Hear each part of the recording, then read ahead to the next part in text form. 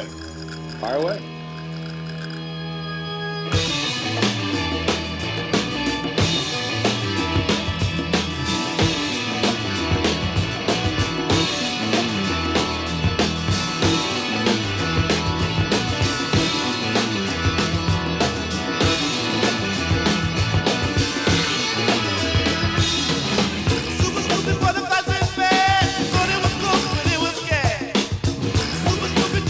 Boomer, how are you today, buddy? I'm doing great, man. Just good, man.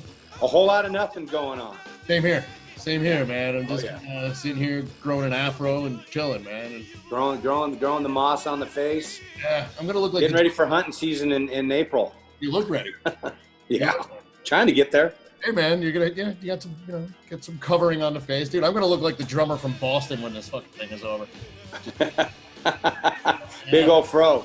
Yeah, man. Yeah, Great band. I love them.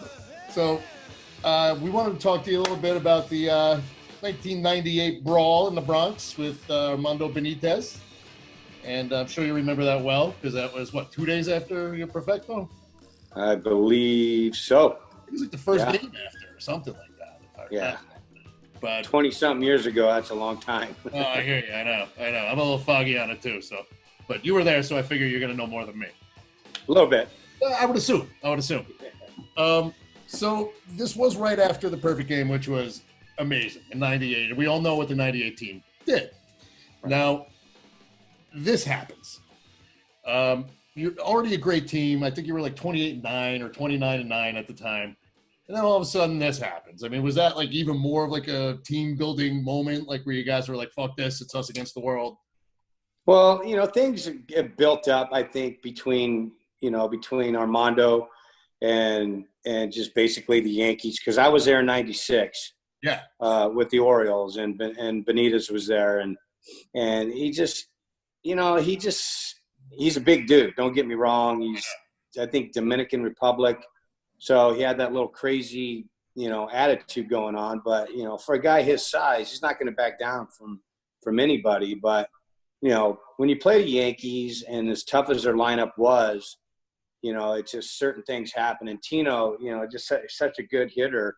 And I don't really recall, but I think there was something going on between those two. And then Tino, just happened to, I don't know what happened prior to that, but when he nailed Tino right square in the back, which was blatant as can be. So we all knew something.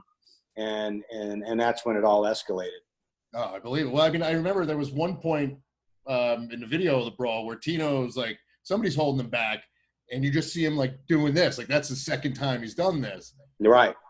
And so, I mean, I'd assume there was something going on. I mean, like, was that, that's, when all hell broke loose, but like, what did you, so you guys just didn't hesitate to run out there. You guys obviously had his back.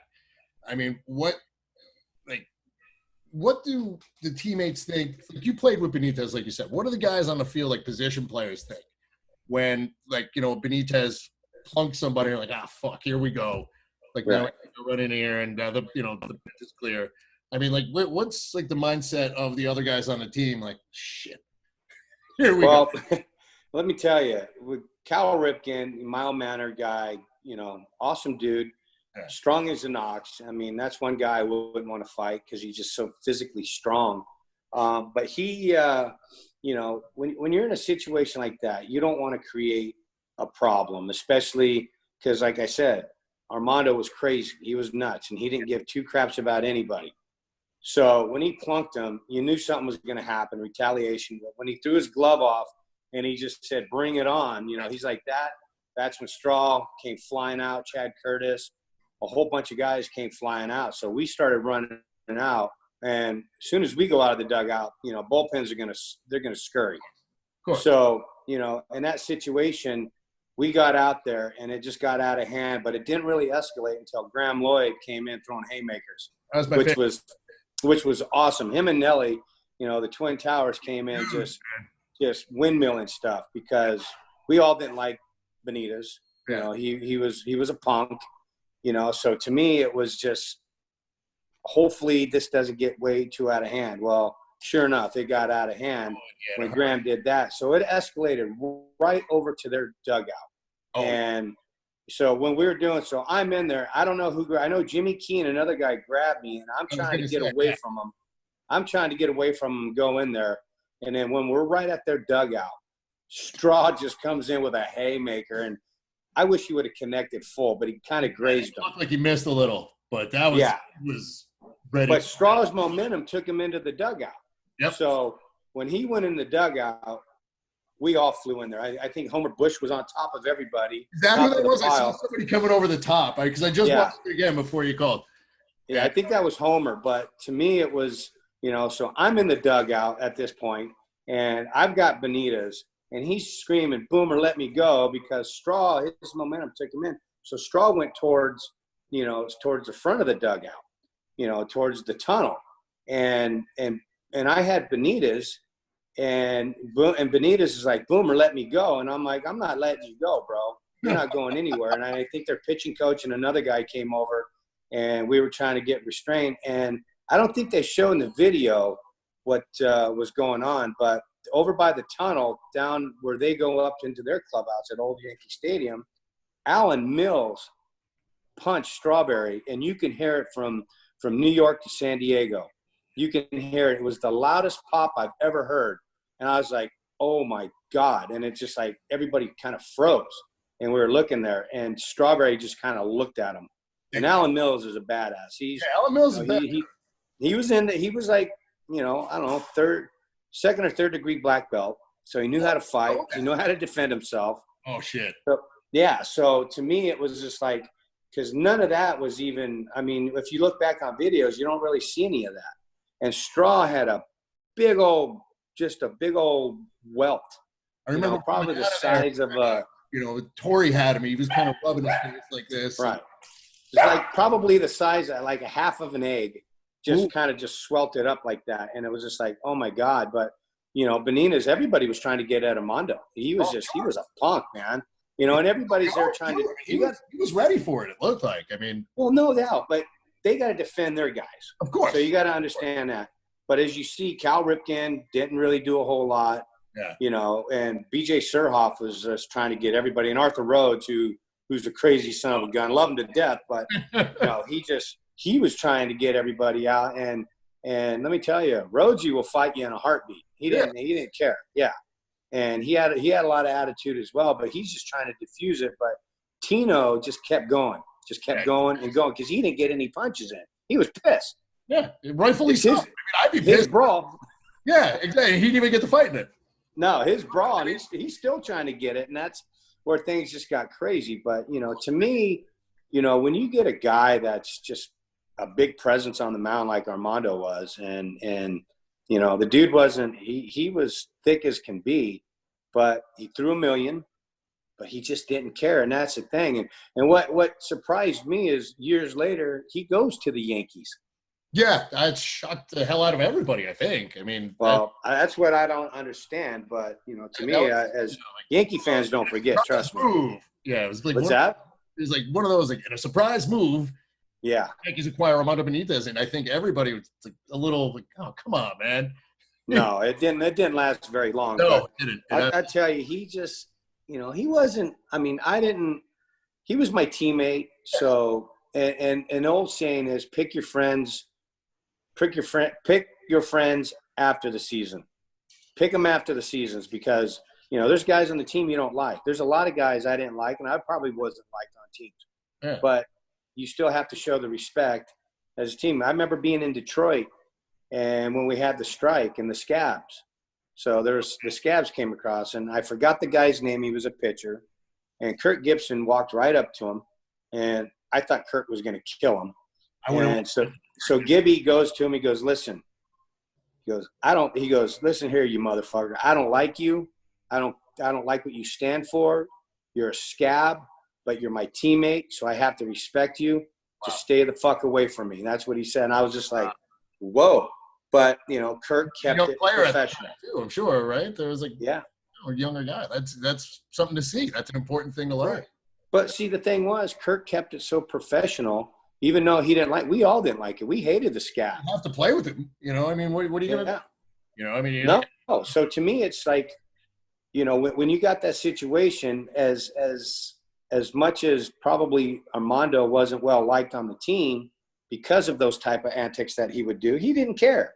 He just pluck you if he wanted to pluck you. Yeah. You know, I hit guys on purpose just because I was pissed off. Or if they showed me up or something like that, I would drill them. Yeah. But I would normally have a reason to do it. And if you give me a reason, I'm going to hit you in a heartbeat. Nowadays, you can't do it because, you know, they don't throw inside anymore. Yeah. You can't even own the inside part of the plate these days without getting warned, it seems. It's sad, really. No, it is. The game has changed so much, Chris. Yeah. And to me, it's, you know, those days are pretty much gone. Yeah. Occasionally you'll see a little bit, but it's diffused so quick. But the good thing about that fight was the umpires couldn't do anything about it. They were like way up the line. They gave up, man. Yeah, they had to, man. I'm out, dude. Like, let them police themselves, and that's the way it should be. It should. But my thing was I've been in a few brawls against you and Strawberry, and like Norm Charlton's in there ripping his clothes off, getting ready to start, throwing, and like. It's just amazing. They should, you know what? I mean, there's always been good brawls through the history of the game. Oh yeah. But to me, it's like you have to just let it go. I mean, let those two guys square off or something like that. But 9 times out of 10, everybody gets involved, tempers flare, and then you get sucker punchers in there, and then you get guys trying to cleat you, which is really, really bad. That's one thing you really got to look out for. And you're getting spiked on your hands and shit. Yeah, no, that doesn't sound pleasant. Oh, yeah. No, because when you're wearing spikes, that's another weapon. Oh, yeah. But nobody's thinking about it. Yeah. I've been spiked before. What's going on? Yeah. I've been spiked before, and it sucks. Oh, yeah. I mean, I got not obviously at that level, but I mean, I've gotten a couple like in the shin, and like I can't imagine somebody doing it on purpose to my hand or like my arm or my ass or anything. Right. It's man. No, it's cool. Well, it's like the guys coming in at second base. You guys sliding in with their cleats up. That causes a lot of tension too, because depending if they think it's blatant or whatever it may be. And now with replay, you can tell anything. But when you got Kirk Gibson coming in the second base, you can hear him coming. He's like a freight train. Guy had world-class speed, and he's going to take you out. I remember a game in Detroit was so awesome. And Kirk got up. He got a base hit. He's on second. Base hit. He's coming around third. And he's chugging home. He's flying. And Pat Borders was the catcher. Oh, man. And Kurt slid in. Out. He was so pissed. He was in the dugout, beating his head against the wall, calling himself a pussy. He goes, I should have took that MFer out and all that. If I get another chance, I'm going to do it. Well, next at bat gets on second, base hit, coming home.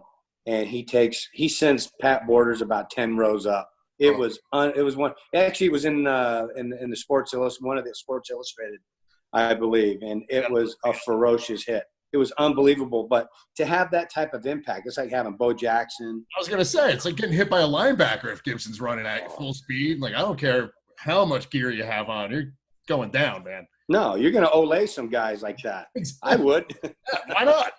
No. You take your cap. Yep. Go ahead. Do your thing. Yeah. Well, no doubt. And but I mean, another thing I wanted to ask you about that brawl was you must have still had some friends on that team because you were only there 2 years before. Right. So, I mean, like, I saw, like, when Key came up to you, and, like, because you played with him in Toronto as well, didn't you? We started rookie ball together. Oh, no shit. Okay. So that's why I was like, you guys. 1982, I've known Jimmy Key. Wow, really? Yeah. Okay. So now when you guys are all out there and everybody's throwing and everybody's, going crazy, do you look for guys that you're friends with to make sure you don't accidentally clobber them, or do you just, hey, if they get hit, they get hit. I'll buy you a beer after the game. Like I said, when you're on the field, you gotta be like this. You gotta look behind you, the side of you, because you never know who's going to come up and sucker punch you. But when you're in an altercation like that, yeah, you might know guys, but everything's off the table because now you're there to defend your teammates. You defend anything that may escalate other than that incident. And you got to try to diffuse everything as quick as you can, and situations like that where it was pretty gnarly, it just had to take its course. but guys will grab guys. You know, I think we were in a brawl in Seattle, and I think Jeter and A-Rod were kind of just holding each other, you know, so because they were friends and they're marquee guys in the game, those are the guys you don't want to get hurt. Starting pitchers, it's all right. You got 4 days to heal. But most guys will do it. They try to stay out of the confrontation. You know, let the bullies take care of whatever it needs. The goons. Call us the goons, like in hockey. I'm a hockey fan, so absolutely, yeah. You know, like Probert, Ty Domi, the Hammer, Dave. What was Dave's last name? They called him the Hammer. And Marty McSorley. Marty McSorley was a tough guy. Yeah. Brad May. You know, I know a lot of these hockey guys, and it's just like hockey guys and football mentality guys you don't want because they know how to hit you. Yeah. You stay away from that. We're baseball players. Yeah, I don't want to get that. Exactly. That's hilarious. I mean, like, so there was also, I mean, I remember like before everything spilled into the dugout, there was something like it looked like Brocious and Benitez kind of squared off for a second, and they looked like they were going to start, you know, doing some kung fu or something. And I don't know what happened. There was like a hesitation, and I think somebody came I think that's when Graham Lloyd came flying in and threw that punch, like he was punching a fucking kangaroo or something like that back in Australia. He punched a lot of them, I bet. I bet. But no, it was how he practiced. That's what he was. When you see Brocious and Benitez right there, it's like Brocious is going, "Oh shit, I got to defend myself." And then they kind of went at it a little bit, and then that's I think when Graham came in, and then it kind of just came to a stalemate, and that's when Straw just haymakered him, and his momentum took him flying into the dugout. Because that's 3 steps that you got to jump down. Because if your back's to it and you go down, oh, you're going to get hurt. You're going to break your leg or your neck. Yeah, you know, it's those bench with your head or something. You don't need that. Yeah, because they didn't have any rails back then, and it was just 3 steps, and then you're down in the dugout, and then one larger step to put your feet, and then you had the cushion where we sat. So, but yeah, the dugouts were pretty dangerous back then. It's almost like being at Tiger Stadium or at Wrigley Field. You know, those facades are so low, you boink your head pretty well, and you know that hurts. Yeah. Concrete's not easy to headbutt. No, you just knock yourself out. You know, just get out of the I've seen it happen. It's pretty bizarre. I remember I've seen guys just take spills and then like you just don't see them for a couple weeks. You know, I mean, you fall on an elbow or something like that, you're screwed. Yeah, no doubt.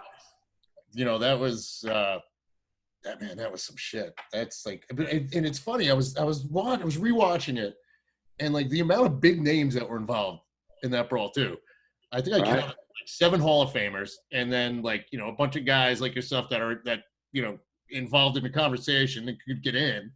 You know, I mean, like it was insane. You know, I mean, like just the names. I mean, Tim Raines was in there. I think Tim Raines tackled somebody. I don't remember. Yeah. But gotta watch out for those little bitty guys, man. They come at you. I know. Those fast guys. Those little bitty guys, man. They'll come get you in a heartbeat. They creep up on you real quick, and you know. And Rock's, he's a strong dude. Homer's strong. You know, with Homer Bush's leg, he's got quadzilla for legs. That's why he was so fast. Yes. You know, he's a freight train as well. So, but you know, Chad Curtis, he was a stocky guy. You know, so and he had a little bit. What's that? Said he was one of the first ones out of the dugout. It looked like he was. Yeah. He wasn't having it. Yeah. No. He and you talk about a Christian dude. You know, he was Christian as can be, but you know, when you get in those situations, you know, and something escalates like that, it just changes your whole demeanor, and you know, now it's fight for survival. You know, you want to protect your teammates, and that's priority number 1 is protect your teammates at all costs. Yeah. You'll earn a lot more respect. If you don't, you're just gonna get, you know, they're just gonna walk by you, not say a thing. They're gonna disrespect you. Yeah, you don't want that. Nobody wants that at all. No, not at all. I wouldn't want that. I know that, but shit. No, not at all. Man, well, I'll tell you. I mean, honestly, I'm surprised nobody left that friggin' thing in an ambulance with the way that was going, man. That was. You're right. You're right. You even seen Don Zimmer in the mix. Don Zimmer was in there. Elrod Hendricks was in there. Like, I love Ellie. God rest his soul, but he's trying to pull guys back and all that. But like you had Paul Merrow, you had Ripken, you had Eddie Murray, You never saw Mike Messina in anything. He was probably doing a crossword puzzle. He was just chilling. But they had a lot of Hall of Famers on that team for Baltimore. I mean, you guys did too. Yeah. Mo, Jeter. Yeah. Was it Baines on that team in Baltimore too? I don't think so. It was Eddie Murray. It was Eddie Murray. Okay. Eddie Murray was there. Yeah. And then, but yeah, it's something like that. But here's the thing: when you get a pitcher on the mound, who's a wild card, you never know what's going to happen. It sucks to be, because I remember when I was in Toronto, we were playing. Who were we playing? We were playing. I think it was Chicago. Or no, Cleveland. We were playing Cleveland, and Doug Linton he hit Delgado, he hit Sean Green, hit like 4 guys, and I'm pitching, and my rule of thumb is hit the first guy and get it over with, no matter who it is. Yeah. And so Albert Bell comes up, and I'm like, all right, he's getting smoked. I smoke him. Ooh, man, really? And he drops the bat and he stares at me. I said, oh boy, it's going. It's game on. He walks to first base. And I'm like, oh man, I just dodged a bullet. I just dodged a fight. Next pitch, I think like a pitch or two later, I get him into a double play. Is that the one where I took out whoever was on that? No, never mind. Go ahead. I'm sorry. No. So he's out at second. He comes walking. Actually, I don't even think he made it to second. He's cutting across the infield, and I got I have my eye on him in case he makes an immediate left, and we go at it right there on the mound. And he's just staring at me as he's kind of trotting off the field. He goes right into the dugout and grabs Doug Linton by his throat. I'm watching it. And he grabs Doug Linton by his throat because he started this. He knew what was on. Now, let me tell you, Albert Bell is a smart guy. Yeah. He's a hell of a player, but he was nuts. He was selfish at times. When he walked down, he'd make it out, and he'd leave his helmet out in left or right field for the first base coach. You saw that a lot. But, I want that guy on my team every year. But the thing is that he understood the game, and that's what guys got to understand. It might not be that pitcher's fault they just drilled me. It's the son of a bitch on the other side who is creating all that mess. Yeah. So he understood that, and I was like, thank God for that, because that guy, it would have been an interesting brawl. Dude, I wouldn't want to see him coming at me. No, I mean, I'll take on anybody, but I don't want to fight that guy. Yeah, if you don't have to, then exactly, probably a better idea not to. Oh yeah, man.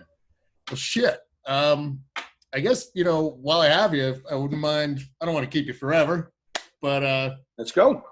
I would like to maybe talk about your foundation, the charitable work that you're doing for first responders, and been doing some good work. And that's kind of how you and I started to be able to get to do this. Right. But you're doing some great work. You're auctioning off some great memorabilia. I was wondering if you wanted to talk to the people at large here about the Perfect 30 Foundation and what you're doing. Well, I started it 5 years ago. I was at a buddy of mine, actually the singer for Slightly Stupid, Miles. Oh, yeah.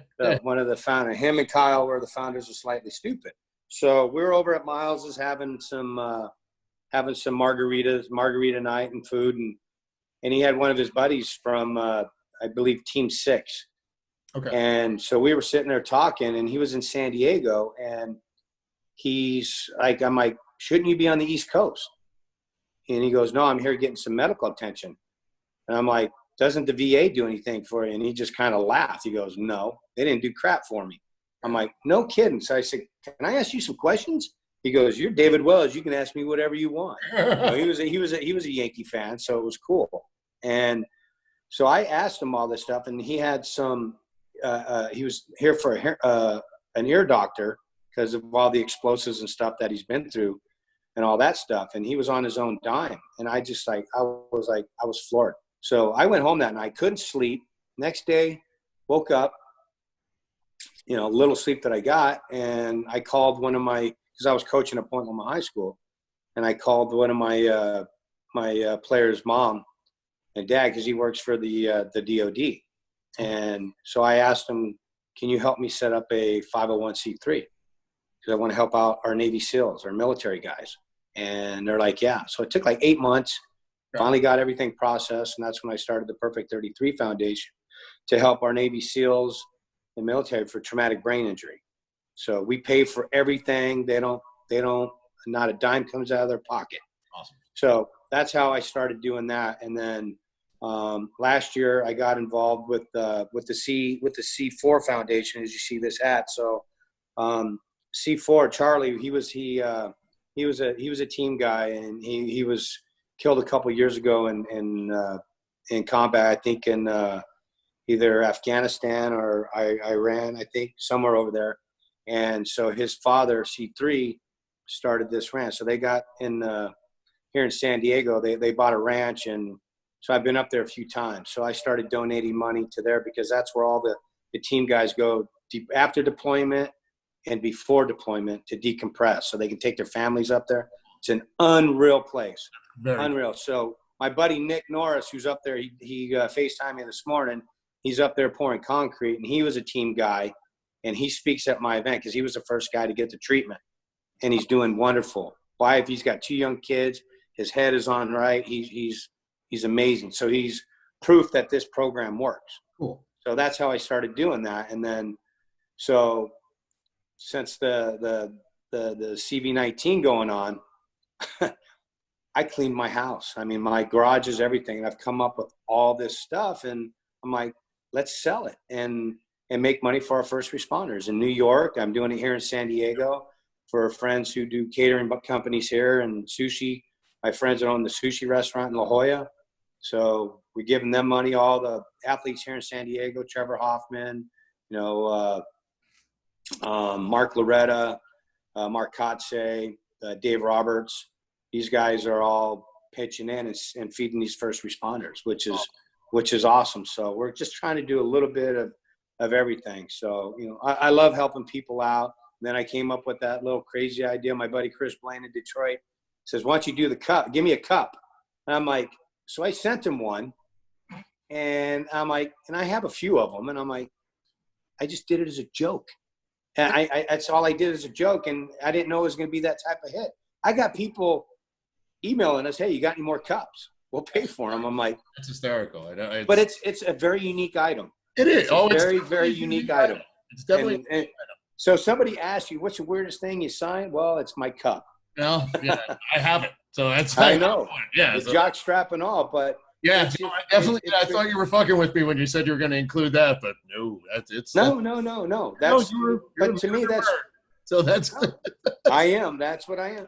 But instead of throwing this stuff away or whatever, I might as well make good out of this and try to feed our heroes that are going on right now all over the world, because it's just crazy. So having a foundation to run it through, it's great. And then I get to interact. I met you. Yeah. Now we're here doing FaceTiming, doing interviews, and it's just a good thing. This is who I am. I'm not some guy that's pretentious. He's got a chip on his shoulder. I love helping people out, and if I can change a life, without altering ours, that's a good deed. And when you do good deeds, that comes tenfold, I believe. And I think that's, I can't speak for a lot of the other fan bases, where you played, but I know as amongst Yankee fans, that's one thing people love about you, man. You just endeared yourself to, the fan base. And, this isn't a Yankee site or anything like that, but I happen to be a Yankee fan. So, I'm that's one of all right. That's all right. Hey, man, if I can help him, help someone else. And now if I can get the word out to help, you help people, it's the least I can do while I'm stuck in the house, And, right. And also get to talk about the brawl too, because that was fucking. There you go, which is not bad. Yeah. But every October, usually in October, I have my my golf event. So it's a 2-day event. I do it at Sequan Casino and Resort. Nice. User golf course. I sell foursomes, and then I put a celebrity as the fifth, and I get probably 30 to 33 guys is usually what I do for the fivesomes. So you buy whatever I sell my foursomes for.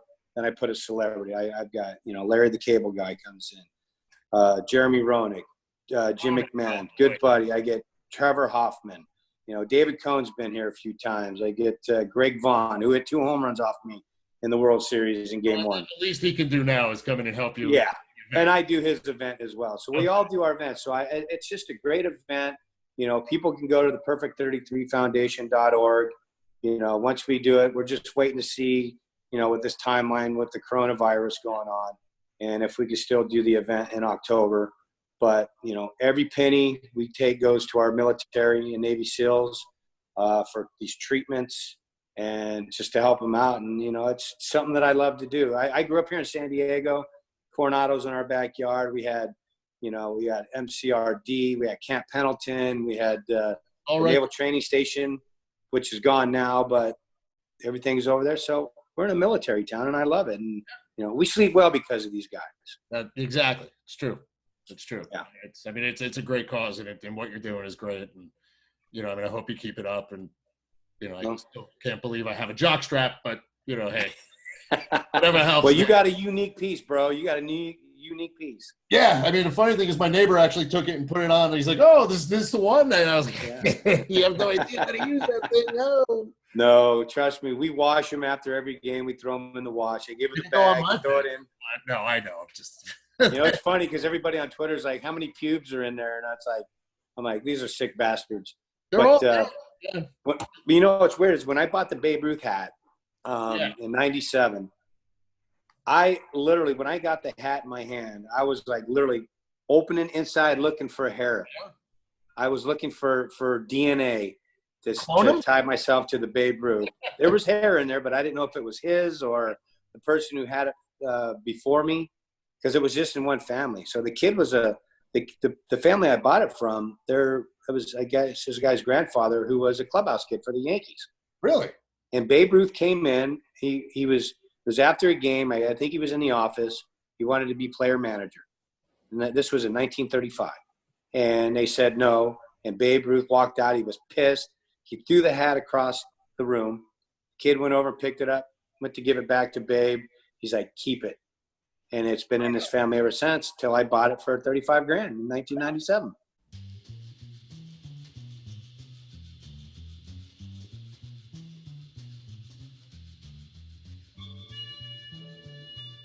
When this is all done, when this is all said and done, come down, I'll give you the tour. Sounds good to me, man. I can't wait.